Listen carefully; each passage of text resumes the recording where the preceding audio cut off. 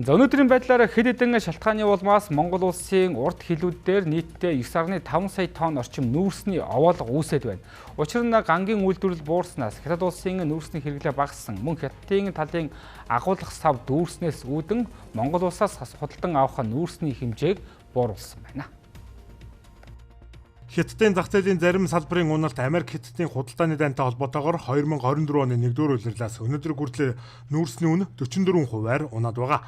Одоогийн байдлаар 1 тонн нүүрс 80 орчим ам долларын үн хүрсэн бөгөөд энэ жилийн хугацаанд нийт 12 удаа дараалан уналттай гарчээ.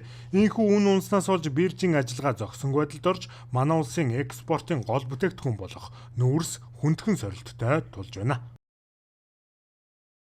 Нүүрсний экспортын хувьд бол яг өнгөрсөн жилийн мөн үетэй харьцуулахад бол ерөнхийдөө яг тэр трендээр бол явж байгаа. Бит хэмжээний хувьд хамгийн гол нь яг үнийн асуудал бол бас тодорхой хэмжээ санаа зовох асуудал байгаа боловч өнгөрсөн 7 хоногтой харьцуулахад бол бас ганц мод төр байгаа хэдлийн өмнө бол 15 оноор нэмэгдсэн бол сайн мэдээтэй.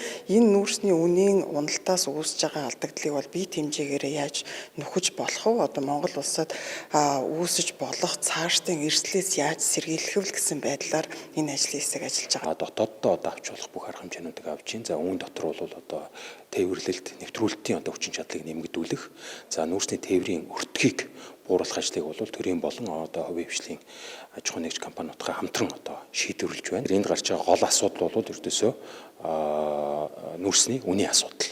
За өмнө одоо худалдан авсан биржээр болон одоо шууд хэлбэрээр худалдаа авсан худалдан авагч тал маань нүүрсний үнийн одоо зөрүүтэй холбоотойгоор бол цааш нь нүүрсээ татах одоо болцоогүй гэдэг юм уу, бас энэ эдийн засгийн хувьд одоо алдагдaltaй болж байгаа учраас Хятадын талын бомтууд дээрх одоо агуулгах савнууд дүүрсэн байдалтай байгаа.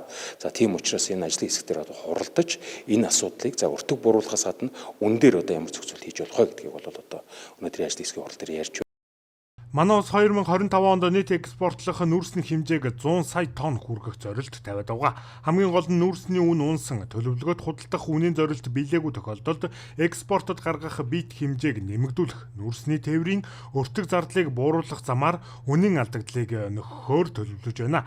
Хамгийн гол нь хэрэгжүүлэхэд Хятадын талтай хамтран ажиллах, хил бомтын үйл ажиллагаа нэвтрүүлэх чадварыг нэмэгдүүлэх шаардлага тулгараад байна.